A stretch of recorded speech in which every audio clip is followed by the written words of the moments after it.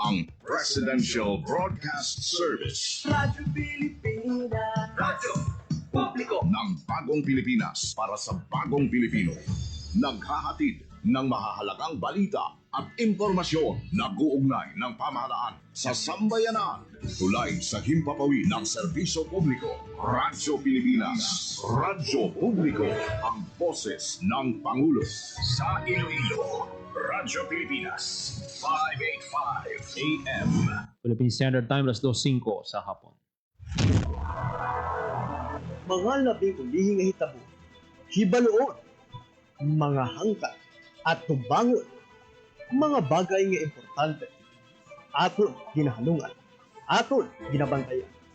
Ululupod kita sa Bantay Banwa, Bantay Banwa, ang programa nga magatulong sa inyo sang labing ulihing nga balita, mga panugyan o kampanya para sa kayuhan sang tanan.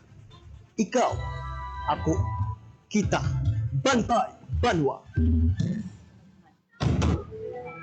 Mayong hapon Western Visayas, mayong hapon syudad kag probinsya sa Iloilo. Welcome sa pagpangalagad sa programa Bantay Banwa. Martes ng edisyon kita Enero 27 tuig 2026.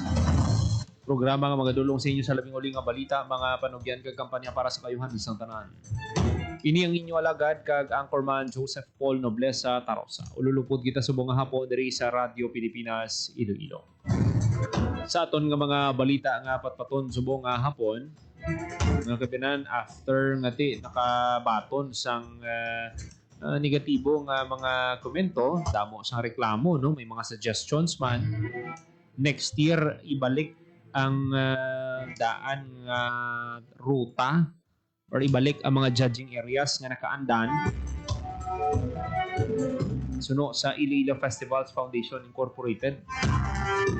Kahapon na dumduman nyo, gin-discuss naman ini, kaya muning na-observe naton, madamo gidya ang nagareklamo sa mga judging areas ngagin pang islan.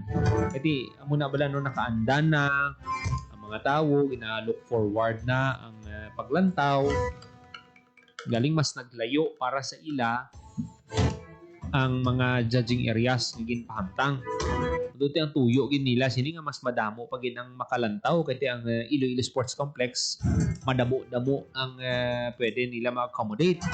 Galing ang nakita gid naton nga inconvenience kaya sa carousel type sadto pagkatapos ng isa ka judging area ma-perform liwat siya sa ikaduhang judging area carousel type. Kumbaga bala pagkatapos ng Freedom Grandstand, more or less matapos man ang ang mga masunod na judging areas. Siguro may gamay lang difference.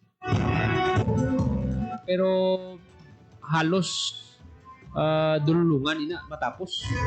Isubong niya pareho sa kasadyahan sa judging area number 1 sa Iloilo Freedom. Natapos mga alas 6, no? Mga before 6, tapos na. Dito ya sa sports complex, alas 9. Ang iba niya nagainom na sang beer. Ang iba niya nakapanyapo na. Ang iba niya tayo nakapuli na sa balay. Dito ay pa matapos. Di ba la? Ano ba la ang magablaya? Imbes tani nga magsinadyadugan, siyempre tapos tanan. Siyempre, pareho sa coverage team. Ina-explain ko sa inyo, ang coverage team, imbes nga makatipon-tipon ba, makaistorya pa, hindi na. Kaya nga, after sang judging area number 1 ng Freedom, siyempre may kanya-kanya naman inakakalatuan. Kiti kundungan kung tani, mas nagka-istorya ng pwede improve pa. Okay, no? Duti, may mga man ina. Mga pwede manina na mahimo. Pero muna, no? Sa dinagyang Ati Tribes. Alas 12, tapos na yung Freedom. Ano, oras na tapos ang kasadyahan. Abi sa mga, asang dinagyang Tribes competition, abi mo kutontang mga kauturan. Takay, saan nakuha na to ni information? Alas 3? Mga pasado, alas 3 na natapos. Ito, iba niya nakatig-up. Di na ikaw yan.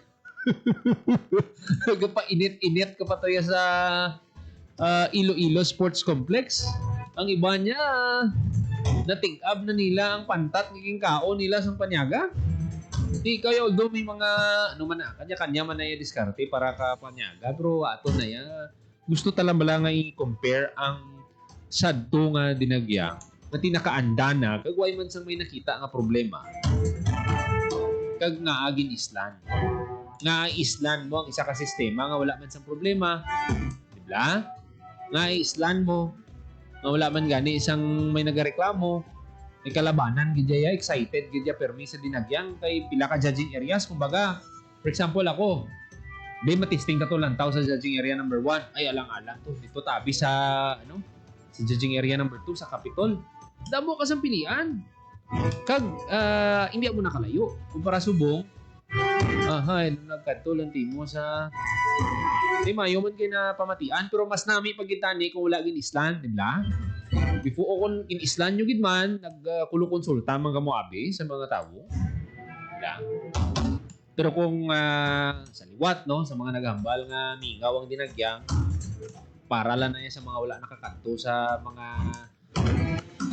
event areas. Hindi ginahiwat ang food festival, banda. Muna gani ginasiling ko sa inyo, tanaw bala kamo sang in-post ni Teddy sang Teddy Corpus bala, sang Rocksteady. Ano kadamo nga tawong naglantaw.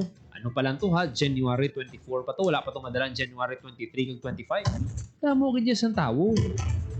Ina-look forward ginaya sa mga turista, mga taga-syudad ang dinagyang festival. So sa mga nagambal dira nga mingaw, hindi na yung mapatihan. Mulan to yung nakita ko yung dapat nga tagaan sa talupangod sa IFFI. Mati, wala gani na dugayan, wala gani na simanahan, na-realize nila nga ay dapat ibalik din man ang mga nakaandan. Diba?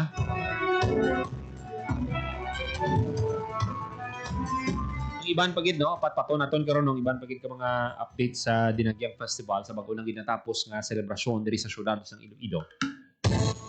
Sa ibang pa naton nga balita ba do naanad yang nagapamuhag sa Aklan State University. Sang January 12 ang ginpuhag nilang main campus sa Banga. Subong naman ang campus nila sa Ibahay na padalaan sang pamtret. Yung pamangkot gani kita sang angkor namon sa Manila. Ipamangkot kita. May disgusto dira ang mga kabataan sa sa management. Or kada exam lang abi. Pwede sang ati-atihan, way man sang pamtret, no? Di ba?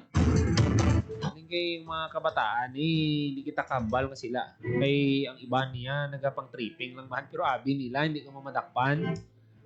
Ang anti-cybercrime unit may kapasidad para nga matrack ka mo. So, hindi nyo paglangulanguhan nila. May madakpan gid ka mo. Butang tabi, subong mo ginimo.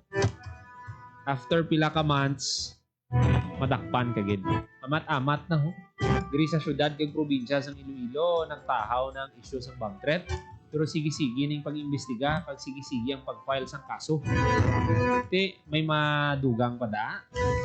Madakpan gid kamo amo lang na iya masiling kun ninyo panghimo nga langulango ina kay ginaisturbo nyo ang kalinong kag katawhay sa mga universidad. Kung exam lang ang problema mo, na hindi ka gusto magwa exam, lisensya ka sa maestro mo. Pastar ka dira. Nang alang ko sir, ma'am. Hindi nga halitan mo yung bilog ng universidad. TY klase ito subong sa Aklan State University sa ilang Ibahay campus. Duwa na ini ka bomb threat ang nabato nila no subong nga tuig. Bay pa nga madakpan ang may kahimuan no sang pagpamahog. 14 minutos makaligat sa takna ang 2:00 sa hapon. This time magkuha kita sang report.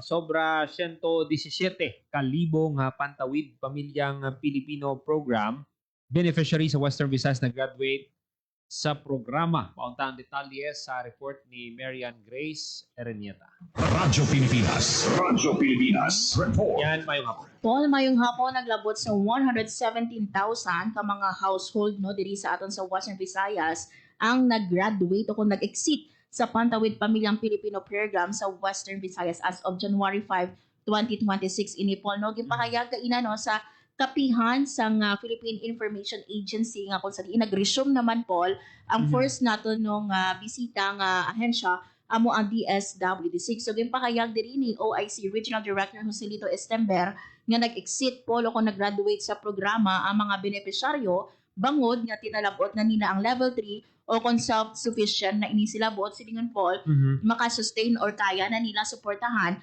ang ilang nga kaugalingon o kundi mangani Paul wala na sang may ginamonitor nga kabataan nga 18 years old panaog. So sa mas sobrang 117,000 naton Paul nga nag-exit sa programa o kung nag-graduate, mas sobra sa 15,000 sa Ilagikan sa Aklan, mas sobra sa 18,000 sa Antique, mas sobra 24,000 sa Capiz, mas sobra 4,000 sa Guimaras, kag mas sobra sa 54,000 diri sa aton sa Iloilo. So sa karon Paul may ara pa more than 151,000 nga active 4-piece household beneficiaries kiti sa isa naton Paul ka household no may ara dira duha o kung tatlo ka ila kabataan nga beneficiaryo sa 4-piece. So for household Paul 151,000 samtang Paul 274 naman or 274,000 ang kabataan nga ginamonitor halin preschool tub senior high school pinaagi diri sa education conditionalities. Samtang Paul login pa kayo naman ni RD Estember nga miara masobra 100,000 ka exiting no nga 4-piece beneficiary iniya Paul bangod nga nalabot na nila ang 7-year nga maximum residency program sa idalom abi po sang aton nga lahi until 7 lang katuig dapat no itiner sang isa ka household sa programa. 7 years, no? So, dako naman ina nga bagay, no? Para sa pamilya, matagaan ka sang 7 years Yes. nga suporta halin sa gobyerno. So, dapat ang challenge dira sa mga pamilya na dapat mag-level up man ang ila Yes. pangabuhi pagi man sa diskarte Manila at the same time sa suporta ang ginhatag sa gobyerno. Yes, correct in Paul. Actually, Paul, isa to sa mga kinraise nga question. What if, Abby, pag abot sa 7 years, hindi pa self-sufficient? No? Hindi pa self-sufficient, Okay. hindi pa kaya masuportaran. Pero Paul, under Abby Salay, until 7 years lang. So, hambal ganit ni RD, may ara man nga hindi sa ila self-sufficient, pero kinahanglan naging nga mag-exit sa program bago nga ti madamo pagin ang nagakinahanglan man sakto sa bulig kita hindi lang sila no nga family like for example Paul kaagi kita interview no sa isa ka job fair Okay. pag abot mismo ni presidente Paul no diri sa aton sa Western Visayas may ginhiwat no nga job fair kung sa diin isa dito sa mga ginpa-apply sa ubra ang mga 4-piece beneficiary naton sige mangkot naton kung bala sa gihapon ara pa sila sa program so according sa ila wala na sila sa program Okay. bago niya ti wala na may ginamonitor nga kabataan pero hambal nila paano nag-exit sila sa program despite no nga ti wala pa sila nangin self-sufficient pero kay ti under sa lagi kinahanglan gid nila nga mag-exit that's why Paul isa man no sa mga programa sang ato nga DSWD kauban ng ibang agency amo ni Paul ang paghatag sa ila or pagtanyag sa ila sang ubra pinaagi man sa mga job fair. Subot silingon yan, pwede man galing nga maka-exit ka sa programa bisan nga ti wala mo pa malabot ng 7 years Correct. base sa lahi. Yes, correct in Okay. Paul no.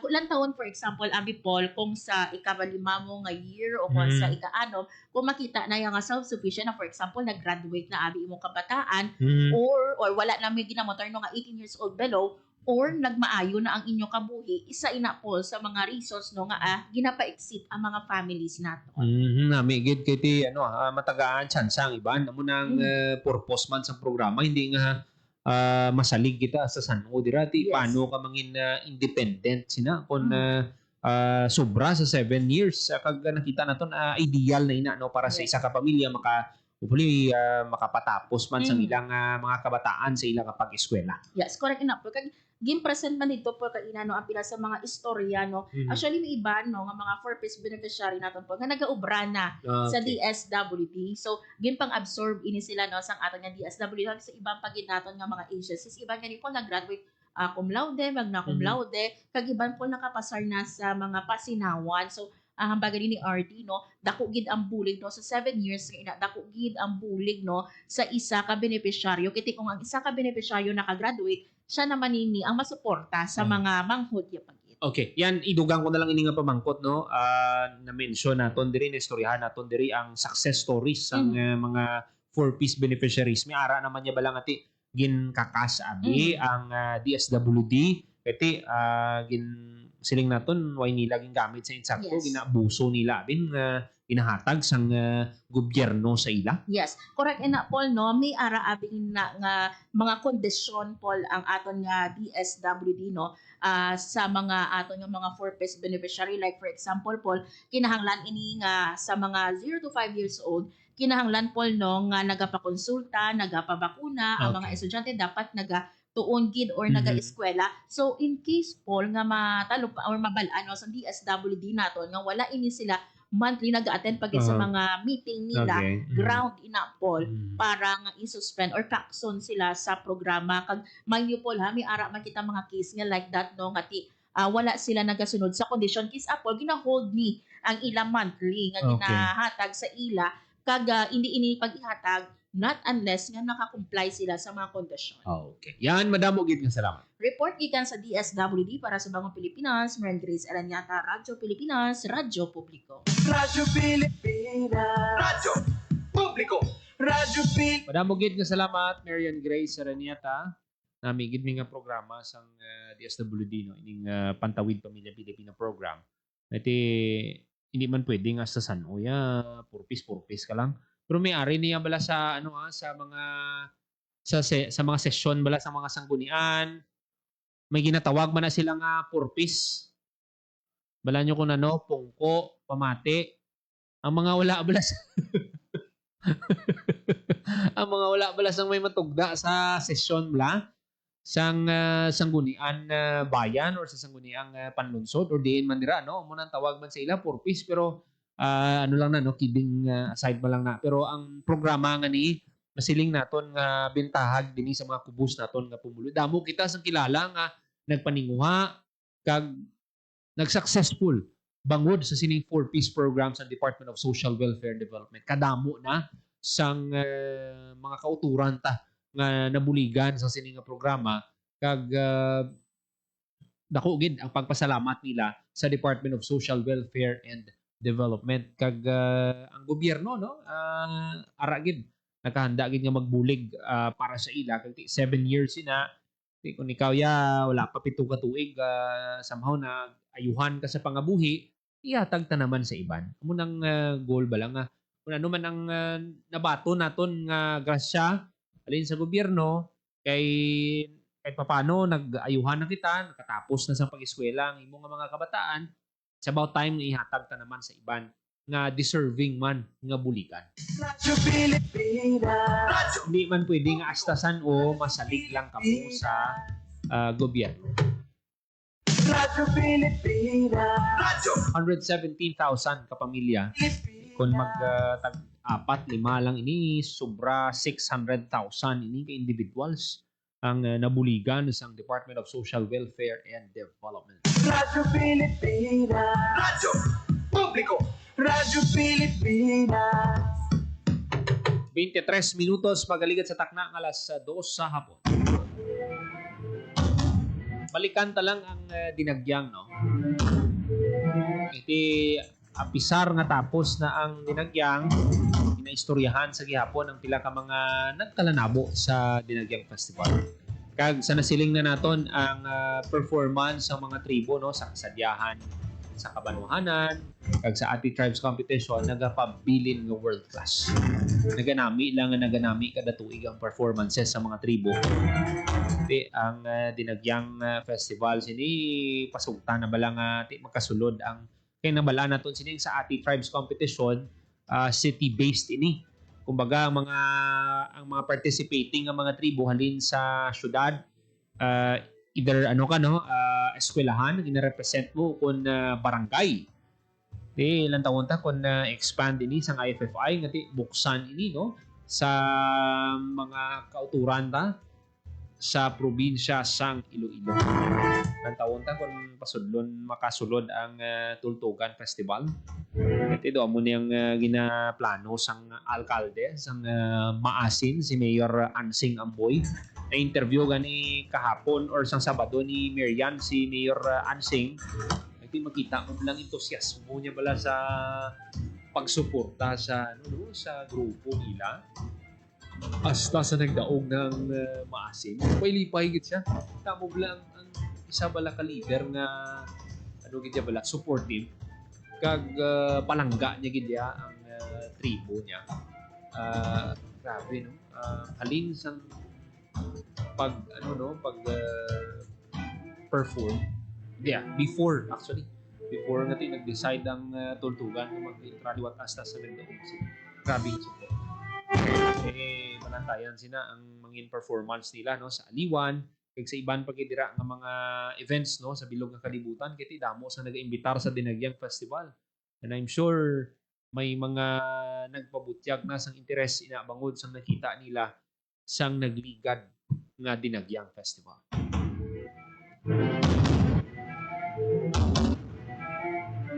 Balikan tatong sa mga judging areas, mayugid nga ibalik kay amo nang kinahanglan. Hindi nakaanda na sang tao, wala man sang reklamong tao sa mga judging areas. Ibalik natin. Kag ang isa ka ang isa ka balantayan dira kay basi magdugang.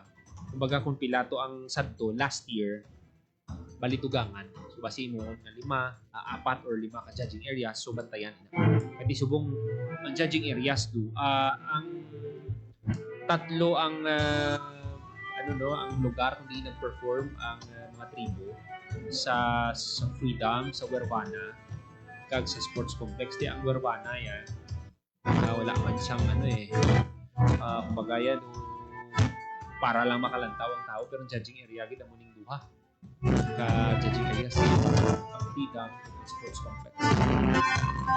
Kinanglan ta gid nga improve pag ilang dinagyang ginakabig nga best tourism event ang Dinagyang Festival.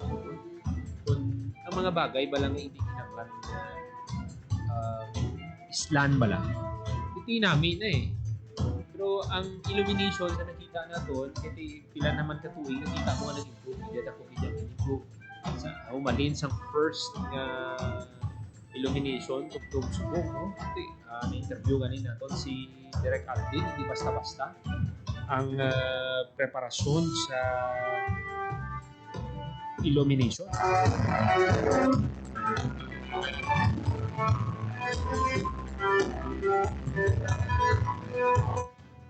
May production team ini.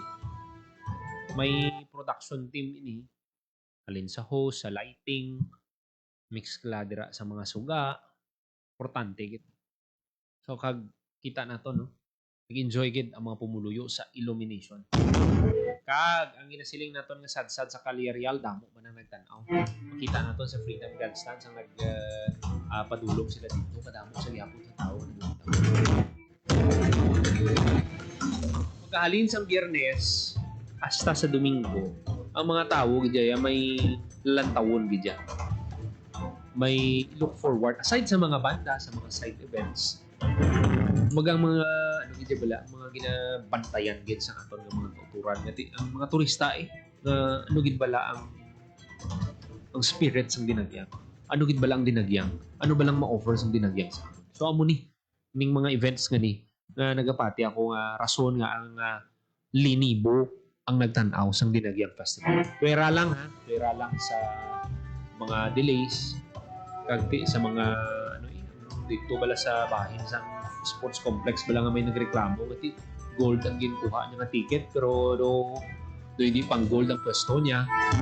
So mga muna kasimple nga bagay nga tingin tan-aw kumbaga naga-blocking kamo dira may blocking for example may blocking butangan mo da sa mga pulungkuan di ba pwede mo man nga testingan nga i-check anay nga lantawon lantawon tabi kung anong view sang nagalantaw di ba dira pa lang simple lang nga bagay pero tanawa bala naguba ang experience Sa aton nga mga pumuli nga gabal nga ginaguba ako ng syudad sa Iloilo. Guba ato ebidensya gito ya video. May ginapakita siya nga video nga ari oh. Gold ang ticket ko. Pero gold bala ang experience ko. 'Di ba? Hindi mo na pwede hambalon nga ginagubaan niya lang ang syudad. Dapat i-take mo na ang criticism nga na. Kaya kung hindi ka mo pag-i-criticize, di paano mag-improve ang dinagyang? Kung may mga dapat i-criticize, hindi man pwede nga makriticize ka lang nga wala sang basihan, di ba? Di ba? For example, to, ang naghalantaw to, mareklamo lang to nga wala sang rason. Di ba? 3,000 ang inbayran mo eh. Di ba? Kung di kita magsala, 2,000, 3,000 ang ticket nga na. Tipinsurable, ang gasto ka 3,000. Mayo pa naglantaw na lang ko to sang sadsad sa Calirial kung namo man lang tong ma-experience ko, di ba? Ato yun sa sadsad sa Calirial, ma-feel mo gid yang mga tribo dito kay makasaot ka upod sa ila. Di area tanaw abla ho. 3,000 mo do ano lang to makita mo man. Pero ti pa kainit. Kag abi nyo ha, ang mga judging areas na ginapahamtangan bala sang kunding perform ang mga tribo, puro bugnaw na daya. Doon may parts nga ti mainit, pero kumbaga bala kung mag-perform na hindi na syado kainit, dira. Although ti maglapit-lapit na mag alas 11, alas 12, ti dira na. Pero tin chimpo kagapos ang Domingo, malamig man ang dapyas ang hangin. Pero galing kiti open space gid ang open gito ya katama ang sa Freedom. Sa sports complex. Why gito ya sang pasilungan. Mga amo na bala ka simple nga bagay. Kumbaga, why ay hanigin check anay before plastaran o diri ang katapos ang media. Diri ang mga katapos ang production team, diri ang sa mga magalantaw. Wala man lang sa may nag-testing. Abi pipipungkuan ta, abi lang tawon ta ang view nila. Ang tawon ta ang ilang sitwasyon abi. Diba kumbaga hindi nga kita nga i-execute na dahil ng plano, wala na naging lantaw mga muna kasimple nga bagay, gamay lang ang mga bagay pero lantawa bilang epekto.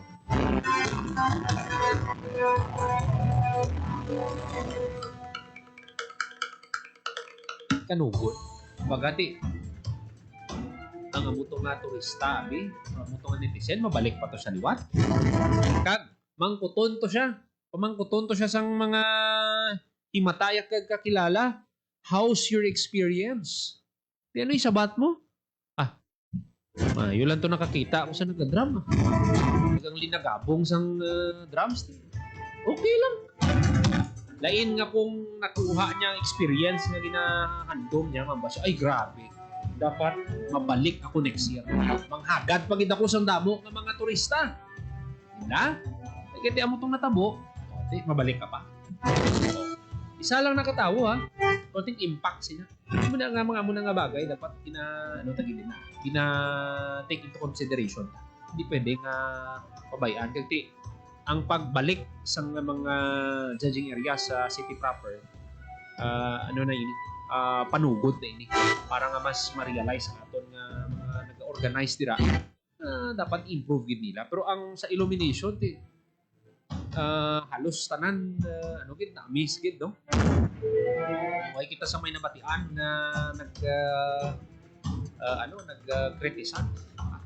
Siyempre lain man ang pagpapalakat subong para sa mga nagliligan iti dudughay gid man no. Mga una tong edisyon pila gid tong oras na ulat pero area sugod ayon.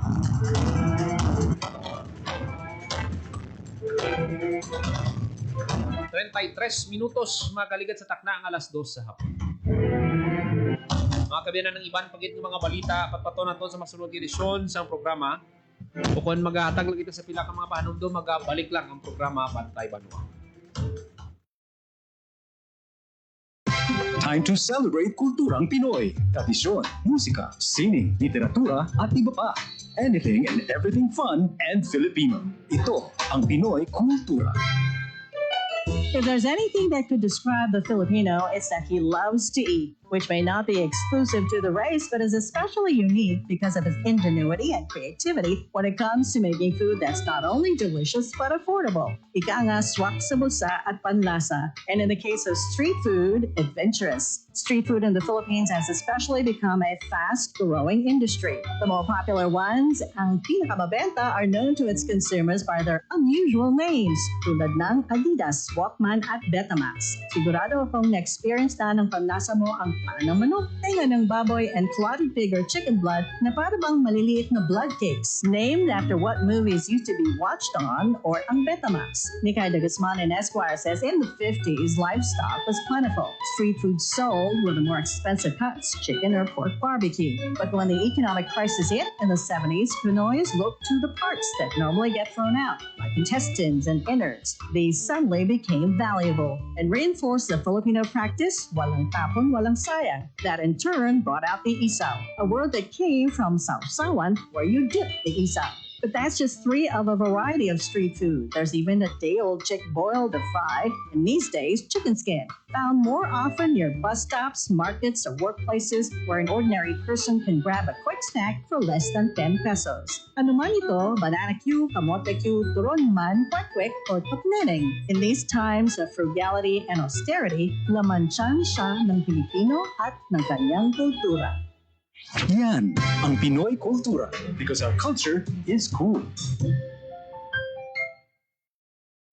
Hatid ay balita, impormasyon at sari-saring kaalaman tungkol sa sektor ng agrikultura sa ating bayan. Usapang Agrikultura kasama ang Department of Agriculture. Alamin ang mga hakbang ng administrasyon para mas mapaunlad pa ang iba't ibang industriyang agrikultural at pakinggan ang mga proyektong handog sa mamamayan upang mapalago ang kanilang mga kabuhayan. Usapang Agrikultura, Lunes hanggang Biyernes, alas 5 ng umaga, dito lang sa Radyo Pilipinas.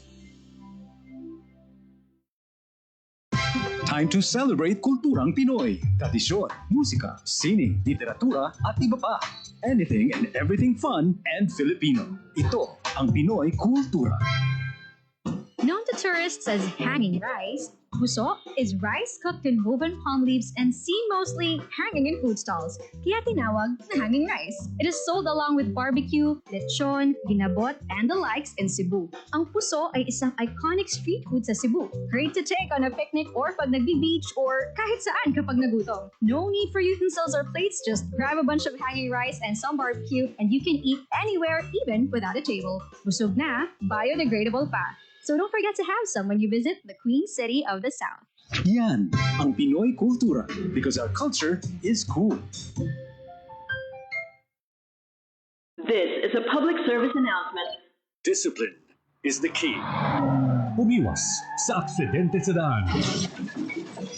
Ang pagmamaneho ay may kaakibat na responsibilidad, hindi basta mapaandar lang ang sasakyan. Kilatisin ang sarili, ang kahandaan sa manibela, siguruhing inyong konsentrasyon ay hindi magagambala.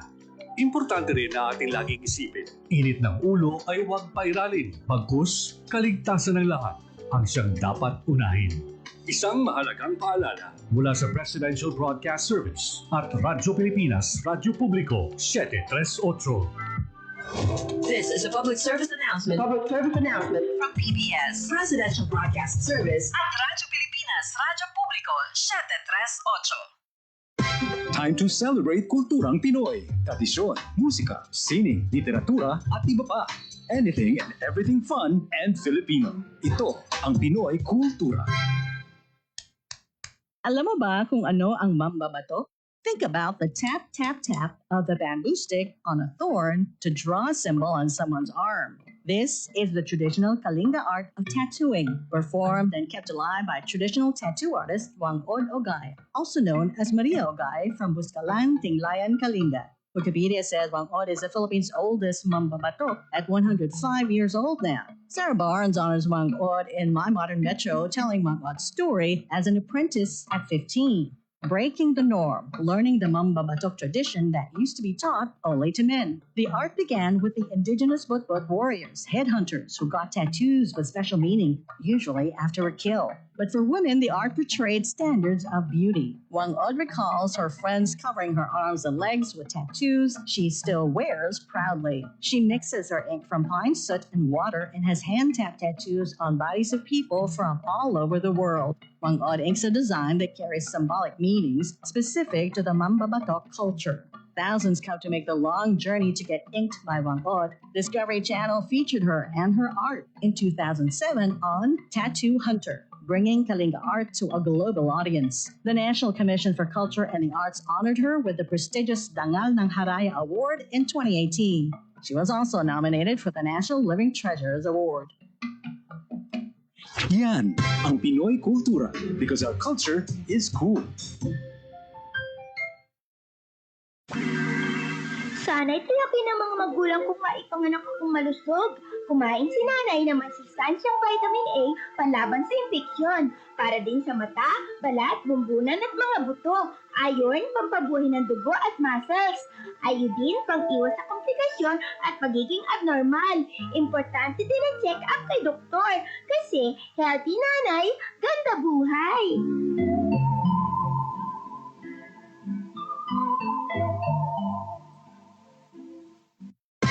Time to celebrate kulturang Pinoy. Tradisyon, musika, sining, literatura at iba pa.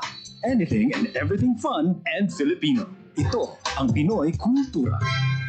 Iba ang musikang Pilipino or more popularly known as OPM.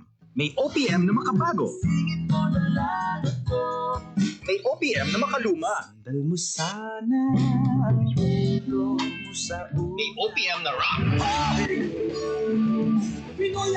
May OPM na rap. You know, last night, yo, it was the best. May OPM na mabagal. Magaganda ang mga Pinay. May OPM na mabilis. May OPM na Tagalog. Ang himig natin. May OPM na English. Bahagi ng ating kultura, noon, ngayon at magpakailanman. Anumang OPM ang hanap mo, isa lang ang masasabi ko.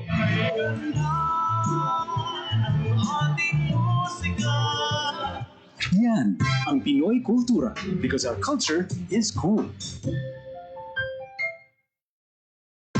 Time to celebrate kulturang Pinoy. Tradisyon, musika, sining, literatura at iba pa. Anything and everything fun and Filipino. Ito ang Pinoy kultura.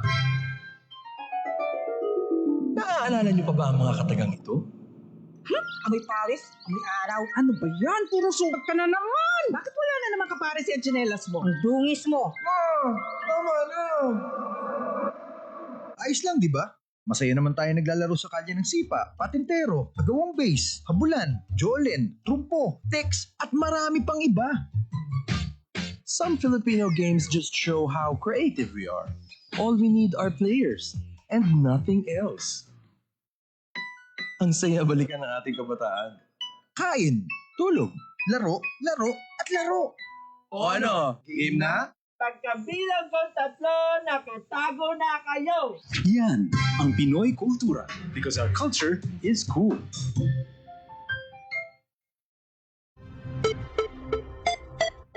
Ang violence against women and their children o VAUC ay isang krimen at hindi isang pribadong usapin lamang.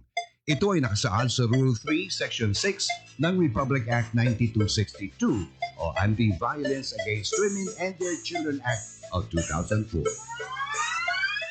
May obligasyon ako, ikaw, tayong lahat. And vow now. It's our duty. Ang paalalang ito ay hatid sa inyo ng Philippine Commission on Women at ng himpilang ito. Time to celebrate kulturang Pinoy. Tradisyon, musika, sining, literatura at iba pa. Anything and everything fun and Filipino. Ito ang Pinoy kultura. It's a leap of faith.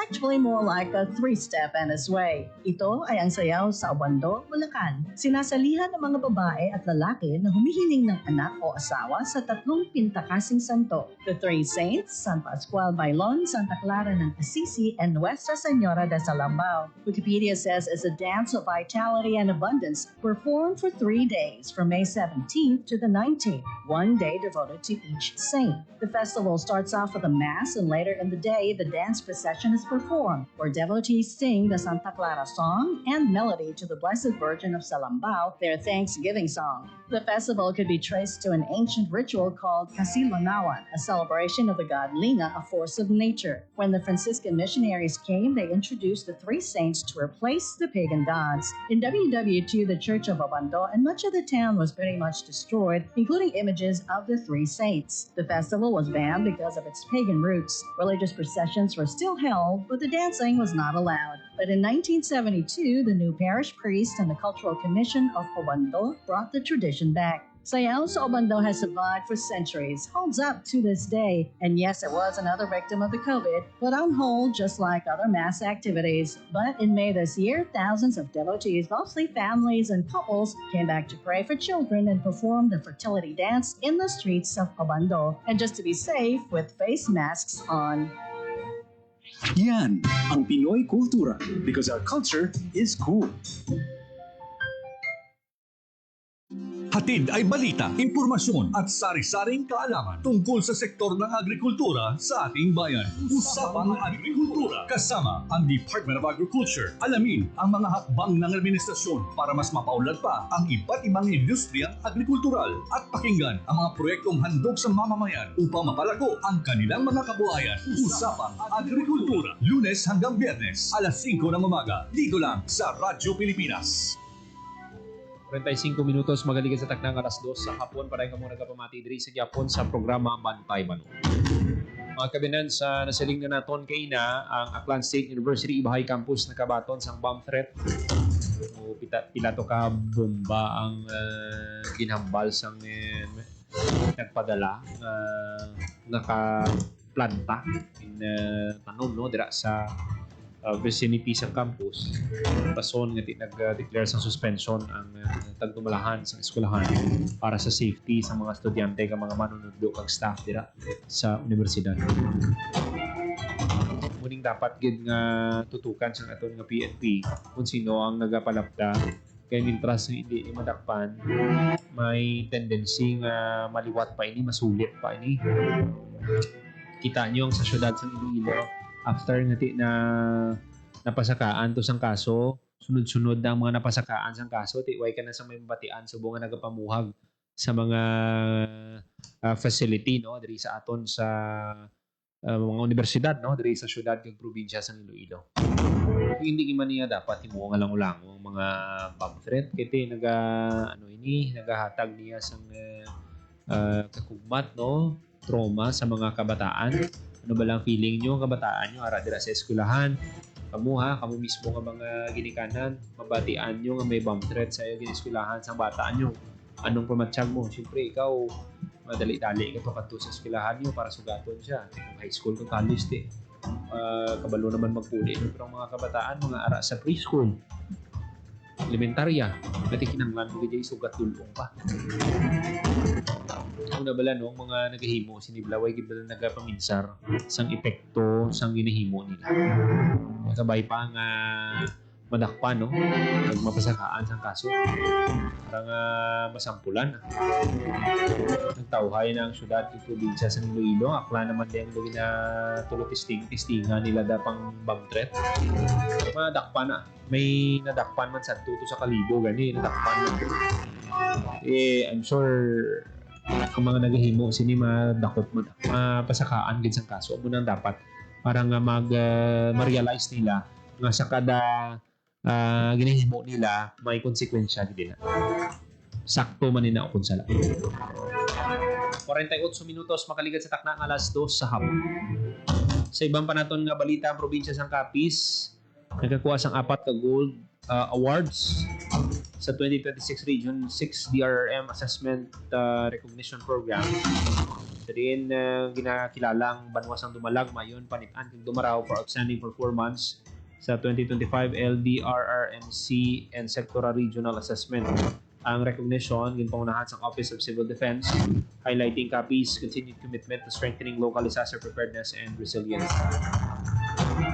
Sa naging mensahe ni OCD Regional Director Raul Fernandez, yung tagaan sining Talupangod nga ang disaster resilience is built at the local level where preparedness plans are transformed into action through strong leadership, community participation, kag sustained investment. Suno kay Fernandez, ang activation kag strengthening sa school and community-based National Service Reserve Corps units, noting their critical role sa preparedness, response kag early recovery, ang epektibo kag suporta sa mga LGU. Sa best practices i-share sa municipalities ang Dumalag nga ang efforts nila to build communities to maging resilient, pinagi sa pag-capacitate sa ilang mga DRR personnel, paghana sa ila as community instructors, pag ginapabaskog man ang barangay rescue units. Baga kung sa barangay nga level pa lang, kung may mga kinahanglan nga respondihan, makabulig na ang barangay. Kag Dumalag Junior Rescue Response Teams, ensure readiness sa community kag sa mga pamatanon. Congratulations kids sa probinsya sang Capiz. Mga gabi na ng iban pagit ng mga balita patpato naton sa masunod nga edisyon sa programa Bantay Banwa. Ginapasalamatan tang aton mga kaupdanan sa technical side sa studio, Engineer Roy Louie Kaypang, sa transmitter Mr. Bermor Aventura. Para sa Bagong Pilipinas, Joseph Paul Noblesa Tarosa, Radyo Pilipinas, Radyo Publiko. Ang inyong tulay sa himpapawid ng serbisyo publiko, ang Presidential Broadcast Service, Radyo Pilipinas, Radyo